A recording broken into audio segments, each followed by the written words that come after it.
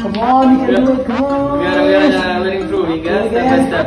Pembalap baru Gresini Racing MotoGP Alex Marquez telah tiba di Indonesia, Ahad, tanggal 5 Februari tahun 2023 lalu.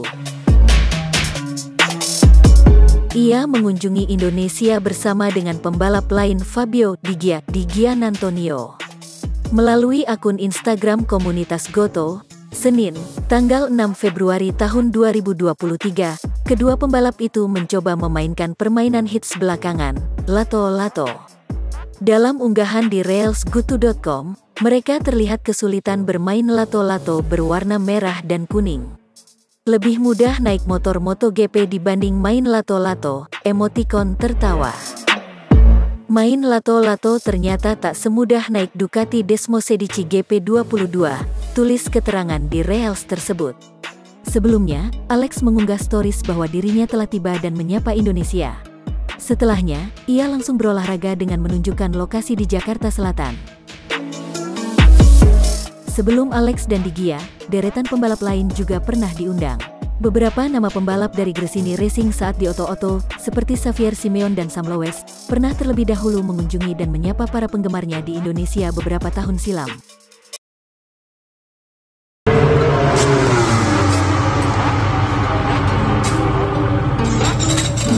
MotoGP, fairing baru Aprilia di Sepang, evolusi batang.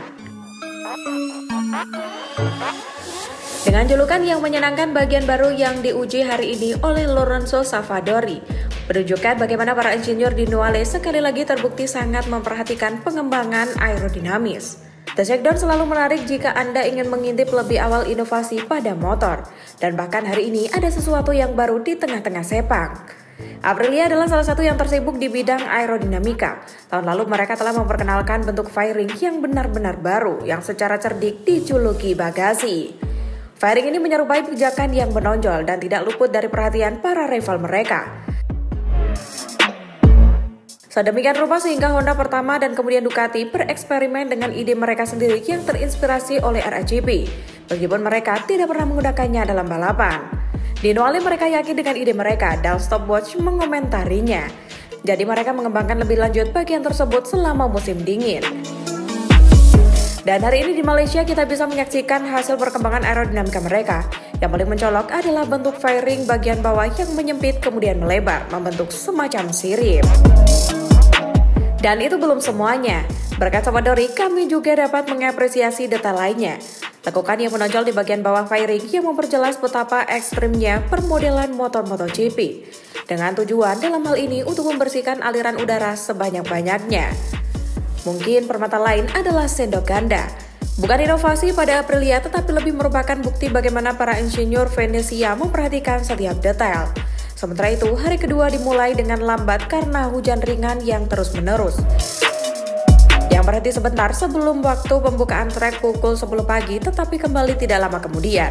Pembalap penguji Aprilia Lorenzo Savadori berada di urutan pertama, dengan hanya pembalap Ducati Michael Pirro dan pemimpin hari pertama Yamaha Cal Crutchlow juga mencatat waktu putaran awal. Crutchlow menjadi tercepat pada pukul 11 pagi, dengan Stephen Brawl dari Honda kemudian mengambil alih selama tugas pembukaan 6 putarannya, mengendarai sepeda serba hitam yang juga menampilkan sirip jok belakang.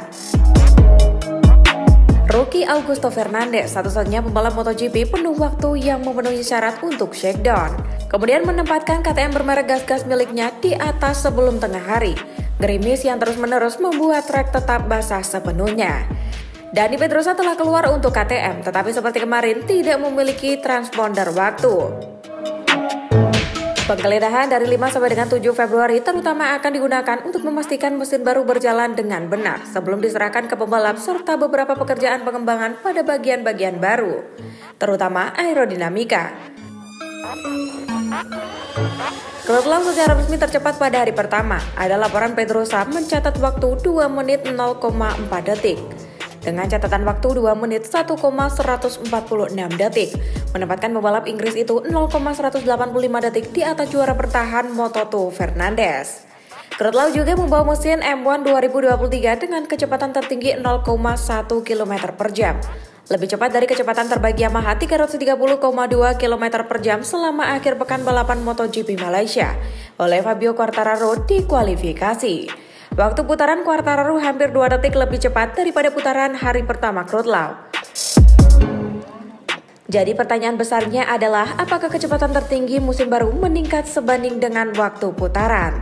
Tes sebang resmi untuk semua pembalap kemudian akan diadakan di venue Grand Prix Malaysia untuk 10 sampai dengan 12 Februari. Pengujian berlangsung dari pukul 10 pagi hingga pukul 6 sore.